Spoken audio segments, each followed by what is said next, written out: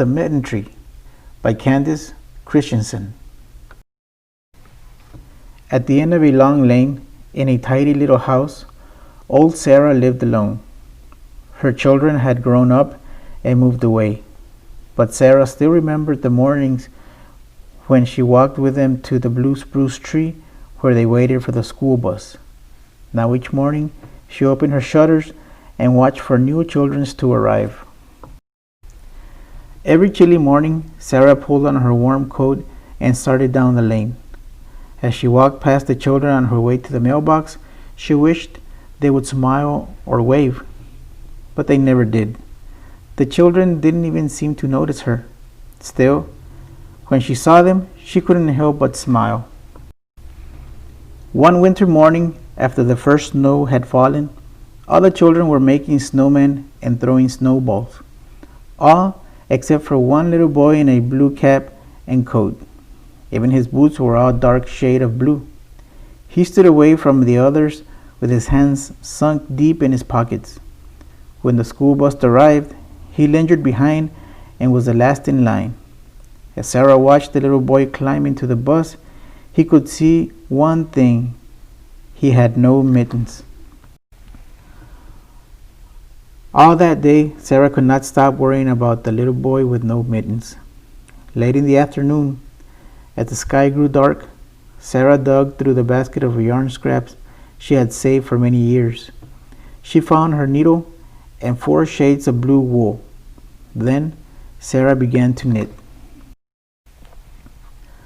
Sarah worked late into the night. When the sun began to rise, she hurried to the bus stop and hung the mittens on the old blue spruce tree. From behind the hedge, Sarah watched. The little boy was the first to arrive. He saw the mittens. He reached up and tried them on. They fit. With a big smile, he made a perfect snowball and threw it high into the winter sky. Soon, a little girl in a red coat arrived. Her mittens didn't match. That night, Sarah knit with a red yarn. Every day now, as Sarah went to the mailbox, she watched for children without mittens. Then she would hurry home and knit. Early in the morning, she would hang the new mittens on the tree. The children loved the game. Every day, they would search under every branch and bough for another pair of mittens. Once or twice, Sarah thought the boy with the blue mittens had seen her, but he always looked away. Night after night, Sarah knitted mittens in every color. Some had stripes, some had hearts, some even had little snowflakes all over them. Somehow, even though she had never spoken to the children, Sarah felt that they had become her new family. On the last day before winter vacation, Sarah awakened before dawn. She took the empty basket that had once held her yarn and filled it to the brim with mittens. Out the door and down the steps she headed.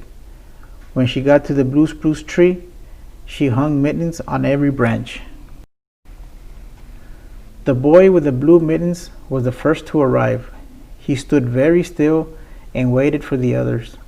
In fact, all the children stood very still for a few minutes, looking at the mysterious, beautiful mitten tree.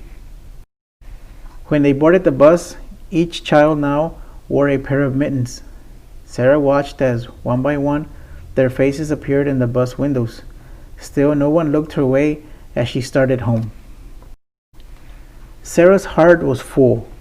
It was as full as when the sound of her own children had filled her house.